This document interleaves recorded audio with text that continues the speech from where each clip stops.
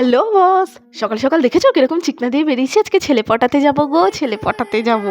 তো ছেলে পটাতে গেলে তো ফার্স্টে সাইকেল নিয়ে বা হেঁটে হেঁটে গেলে পড়বে না, তাই মাসির কাছে এলাম ফার্স্টে গাড়ির চাবিটা নিতে। তারপরে নিয়ে যেমনি বেরোতে যাবো, ও মা গো, আমার এমন জোরে পেটে ব্যথা উঠে গেছে, ছেলে দেখার মনে হয় আজকে হবে না। সেই শোকে তো আমি কান্না কাটি করে গোটা পাড়ার লোকজন জড়ো করে দিয়ে তারপরে আমার মনে হলো যে না, ছেলে আজকে আমাকে দেখতে যেতেই হবে। তো দেন আমি তাড়াতাড়ি করে চলে এলাম।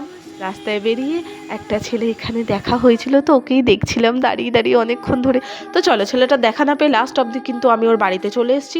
বাড়িতে এসে এখন 2 ঘন্টা 2.5 ঘন্টা ধরে অপেক্ষা করছি, করে এখন ফাইনালি আমার ওর সাথে দেখা হয়ে গেছে গাইস। তাই বাড়ি চলে এসেছি, বাড়ি আসিনি, দিদা বাড়ি এসেছি।